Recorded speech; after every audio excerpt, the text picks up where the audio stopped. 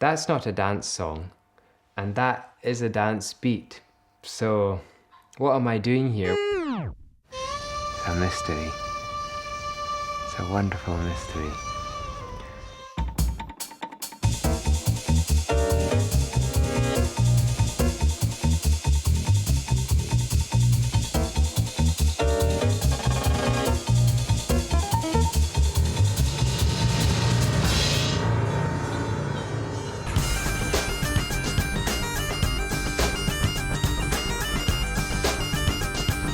Martyn Bennett became a reluctant cult figure in the 90s with his energetic Celtic dance music.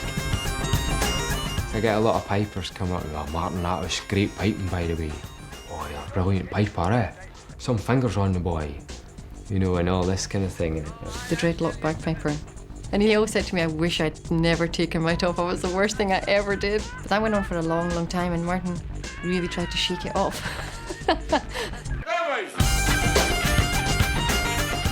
But now, both his life and his music have taken a different turn. His latest album, Grit, is an intriguing blend of the old and the new. I am Michael Mara, the voice of liberation. The voice of rejoicing and salvation is in the tabernacle of the righteous. The right hand of the Lord doeth valiantly. This is a translation of the Gaelic. Is exalted. I shall not die, but live and declare the works of the Lord. The Lord hath chastened me sore, but he hath not given me over unto death. This is the gate of the Lord, into which the righteous shall enter. I will praise thee, for thou hast heard me, and hath become my salvation. The stone which the builders refused has become the headstone of the corner. This is the Lord's doing. It is marvellous in our eyes. The reason I used Michael on this track was because he was there. It was an accident. Lots of things on Grit are an accident. So Michael Mara was there. In Mull. What a godsend. That's chaos theory. When I first heard it, I thought I sounded like a minister. And that came as a surprise to me. But I think that's what he was after, to tell the truth. Gaelic Psalms from Lewis. Two sisters who I visited in Lewis recently, Mardina and Effie MacDonald. It's for two women to record the Psalms. Very controversial for their community. What I've done with that particular Psalm is, well, in those days would be considered sacrilegious. I haven't had any negative reaction whatsoever. In fact, I might become a minister. This is the Lord's doing. It is marvellous in our eyes.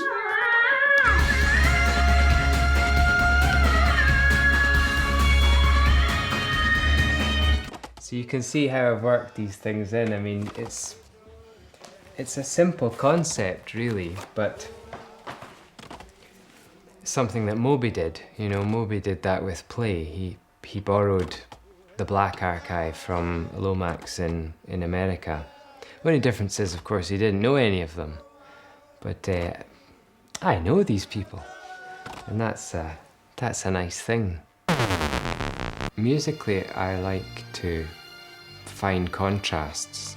You know, I like to go from something quite serene and then suddenly burst in with something that shakes the rafters. My latest album is called Grit. Grit is about real voices, real people, real lives. And my added ingredient to it was taking real performances from these people, real people who would never have dreamt that their voices would be used with a sampler or a drum machine. first track on the album is called Move.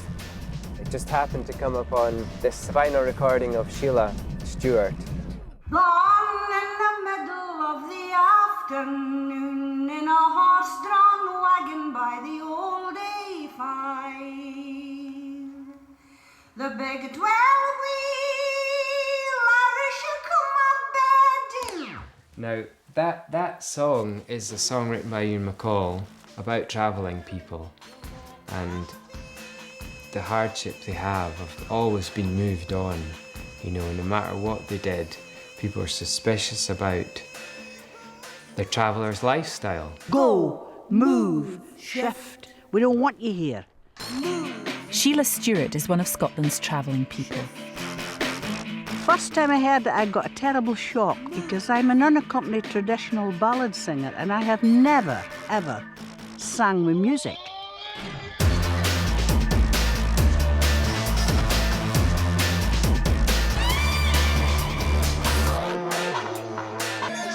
Hamish Henderson to me was like a second father. He was the first man that came and discovered the Stewarts of Blair because of a song my mother wrote, The Berryfields of Blair.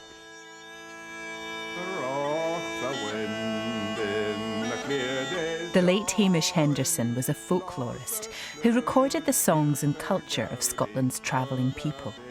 If it really hadn't been for Hamish, I think possibly much of what Scotland is today would be lost. This is where it came from. You know, it's not just about hip-hop rhythms and a bit of Islamic dub or whatever, you know, it's not just about that. It's about coughing and spluttering in your whiskey and... You're telling me. The first song I ever sang was a Gaelic song called Leis an Luracin. Leis an Luracin yo hi, Leis an Luracin yo ho, Belananya. Is that right? I'm looking at the Gaelic sound man here. I had this idea for a bass line which was really dirty bass line, you know, and it was just basically...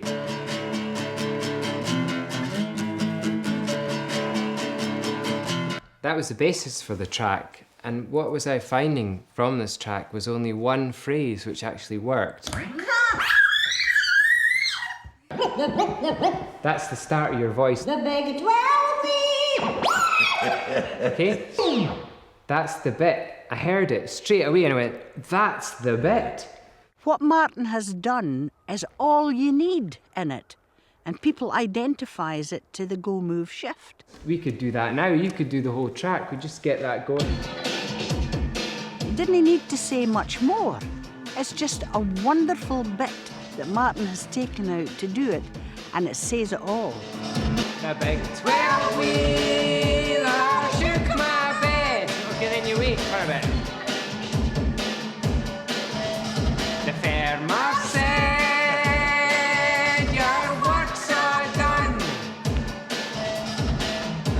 Yeah. The local people said to me, move, go, shift.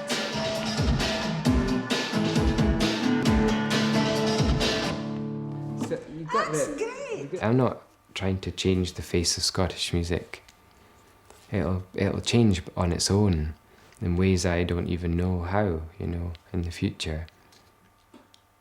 And I think that's what I was trying to do with Grit, is possibly try as much as I could to try and get a way into popular culture without diluting the origins of it.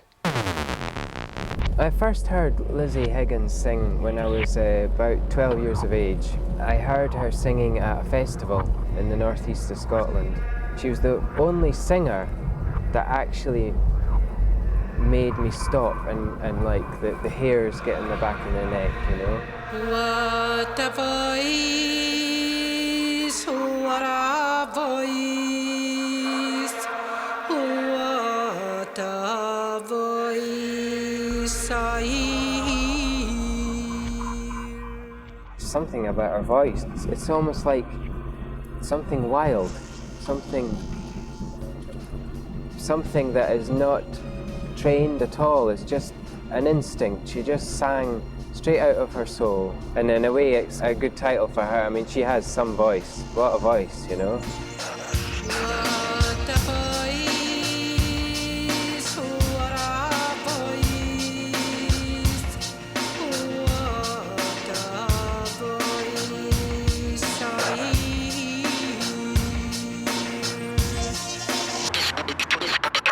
Favourite ABBA track?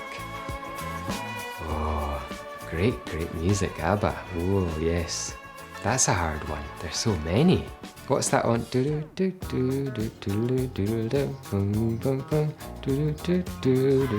What's that one again? That's the Bee Gees. Yeah, that's the Bee Gees, the great Bee Gees track by ABBA. Don't ask me about pop music. I was actually surprised that an album was coming out of Grit, because for a long time all Martyn was doing was listening to old vinyl over and over again. I started thinking, he's listening to such strange things these days. I'm just always fascinated to try and mix things up a bit, kind of. You get incredibly excited about an old, rubbishy vinyl. I just love that, it's beautiful. And you love shopping for records and vinyl and CDs. I don't like that.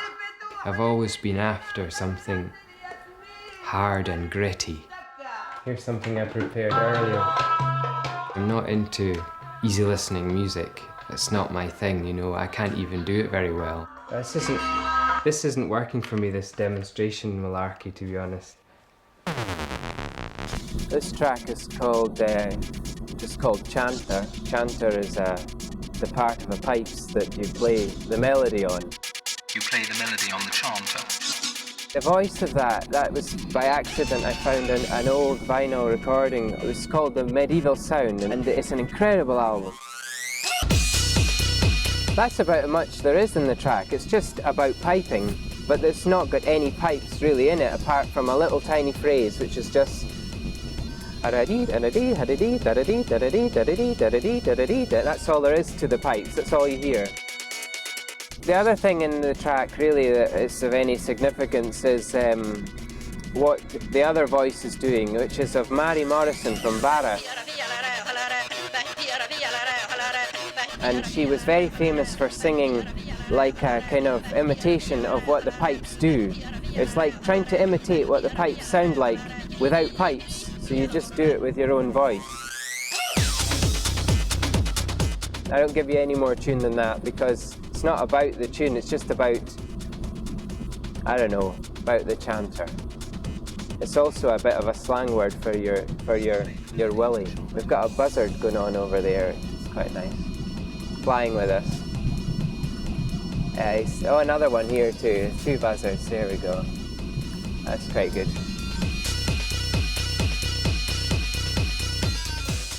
As a boy, Martyn became a skilled piper and flute player. He then went on to study classical music at the Royal Scottish Academy of Music and Drama in Glasgow, where he met his wife, Kirsten. I remember one day someone telling me that Martyn was actually a really well-known piper. To me, he was just a violin player. And I remember asking him about it one day, and he said, oh, no, I used to play the pipes. I don't anymore. No, that's not really my life. That's my other life.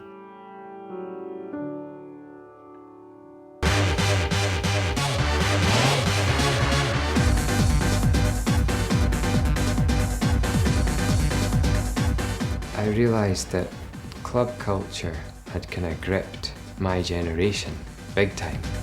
We don't need that anymore. He started going out clubbing and he was really into the dance scene. Groove music that makes you want to move, you know? And then he'd make what he called his backing tracks and take his pipes out and stand on Sauchiehall Street and earn loads of money. So the first thing I got was obviously a mixing desk and a sampler. Stealing things, stealing drum sounds, stealing loops and things. If kids want to do this, they can get a record. It's got a drum beat to it, you know. They're there, sampled already. So you've got everything at your disposal just from stealing things. But that's naughty.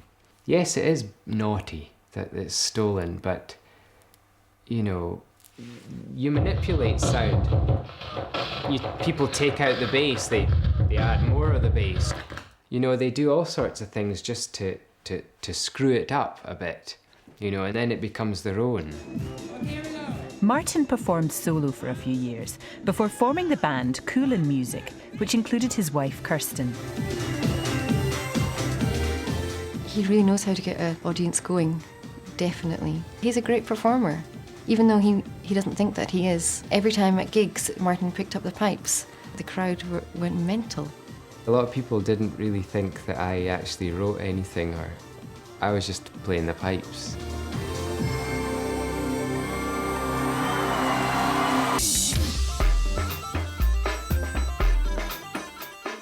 These pictures of Martyn holding his bagpipes with his dreadlocks and no top on. He got persuaded every time. If you could only just take your top off, it would make a much better photograph. I did ham it up a little bit, you know, the whole cliched Scottish thing. You know, I wore a kilt on stage, you know, it was black right enough, still got it. He was completely play acting and making this image for himself, this sex symbol image, but actually then not entirely comfortable with it. I think maybe he thought people weren't taking his music seriously enough. He was becoming quite disillusioned. Although, when he did become unwell, he just stopped, you know, everything was stopped completely. The journey I'm on? No idea. It's quite exciting. First song I ever remember would have to be Train on the island, hear the whistle blow. Gonna visit my true love, I'm sick and I can't go. So that was the first song I ever learned, was about being sick. So that kind of sums up my life, really. If you're interested, the specific cancer I have is Hodgkin's disease, which is a cancer of the lymph glands and the spleen as well, which I had my spleen taken out. This next track is called The Wedding. A darne lesson harnen tri fichet. A vanish. Think about the wedding between Kirsten and I, you know, because we'd been together for a long time and we'd never really considered about getting married. We just thought we'd be together for all our life, you know, but somehow, for loads of reasons, it was a good thing to do. In Wedding, there's a recording of Kirsten and I playing together, and that night I was feeling absolutely shocking. And he just said to me, you know, I just feel so unwell. And then he said, you can play me something though, just play me something on the piano. And I always get stressed when he asks me to do stuff like that, just improvise, because I don't improvise. And that, what you're hearing on Wedding, is Kirsten improvising for the very first time and never to be repeated, it probably. But I just sat down anyway, and I was just playing around. And then he just started playing viola. And I just played along with her, just played what she was doing, and that's how it ended up.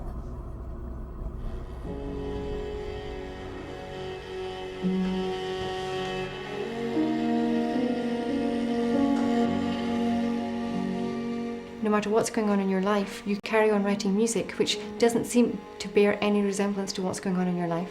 It's all part of the inspiration thing. It could take you to the most amazing, beautiful place in the world. It wouldn't make you write beautiful music. Nothing really inspires me musically. It's just, I don't come out into beautiful parts of the world and think about tunes. I think it would be a waste of my time. I'd just rather be in it and enjoy it. You wrote that when you just had absolutely no energy at all. You could hardly stand. I feel I do still have cancer. I know how I feel, I know how I look. Some days I look and I see skeleton. Some days I am winning the battle Other days I'm losing the battle. But it doesn't really matter. I think all that matters is what you do with the time you have.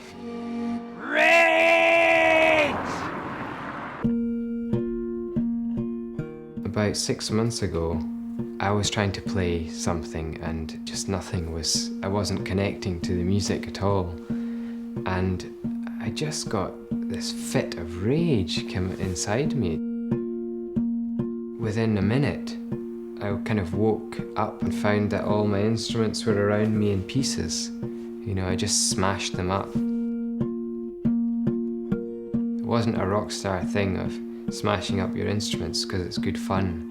It was out of extreme pain that it happened. I did feel terrible at the time, you know, I mean, it was probably the worst experience I've ever had. In fact, my pipes had been through 2 world wars and a Boer war as well, you know, and they didn't manage through my war, that was for sure, so.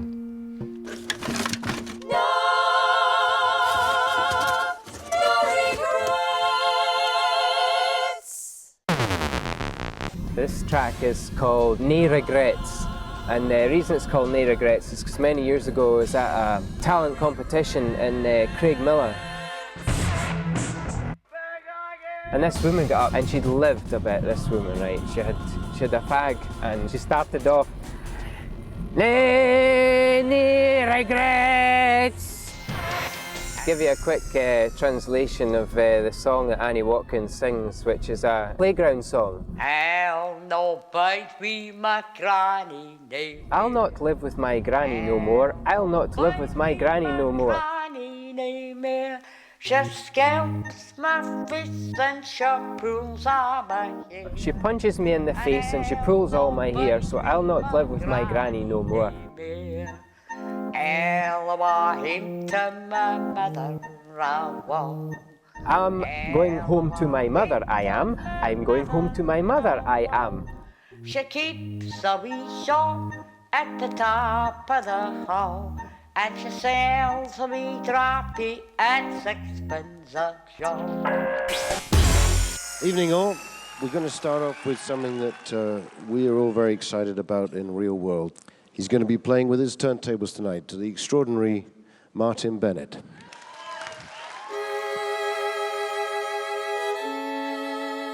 Martyn is now signed to Peter Gabriel's Real World record label.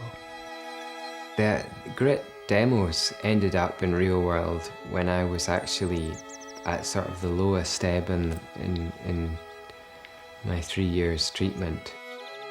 It was a delight when we first got Grit sent to us, and I think we were quite surprised and excited by what we heard. It was a sort of mix that seemed very fresh and yet had all these traditional references. Peter Gabriel then sent me a letter saying, would you do a remix from my new album? Which was the first thing I did when I got out of hospital.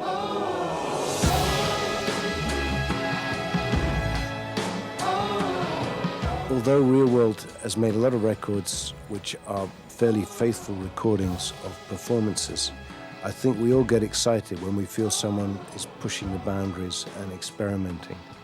I think possibly if it hadn't been for the Real World deal happening after what I've been through, you know, I think I would possibly have given up doing music completely.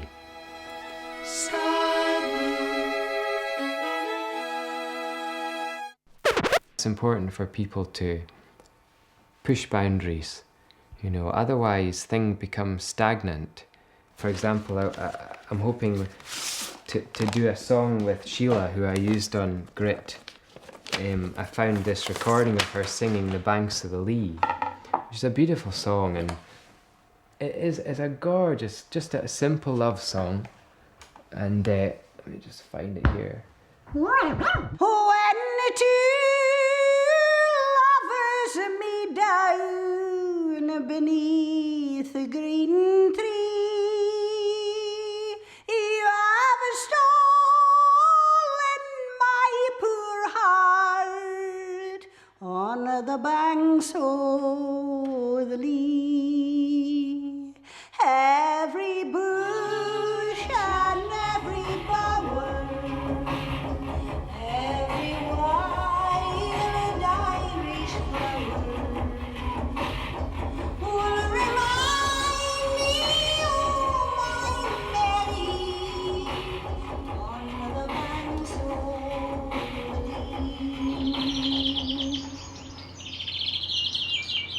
Can I comment? Aye. I comment good and I comment bad. There's too much of me singing in it. No enough percussion. It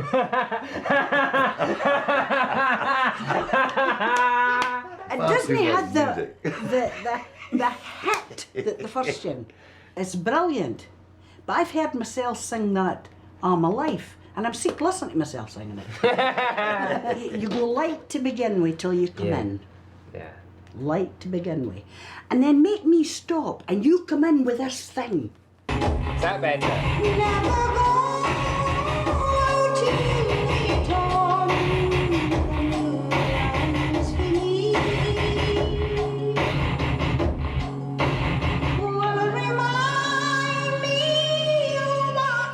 Keep that going. See, I can hear what you mean now. Take it out. See what I mean? Yes. See, I didn't want to lose what you have created at Nae Regrets. Okay. Because I'm getting recognition from the younger generation I have never had in the 50 years that I've been singing. And you have achieved what I hoped you were going to achieve, was to bring the old to the new, and you've bloody done it.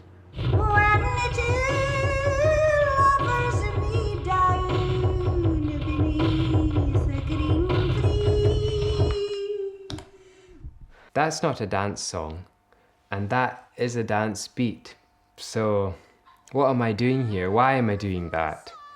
Well, has anyone watching this programme heard The Banks of the Lee? Some people will have, but hardly anyone my age will. I'd love for her to be on Top of the Pops singing The Banks of the Lee to people, because they would hear it's a beautiful love song. But how are they going to hear it unless it's got the king's costume? You know, it's dressed up in the urban thing. On the banks of the Lee.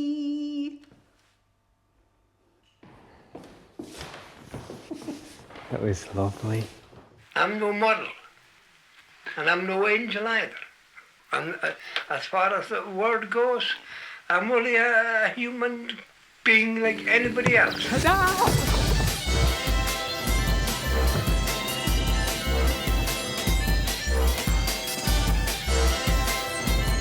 I take my clothes off now?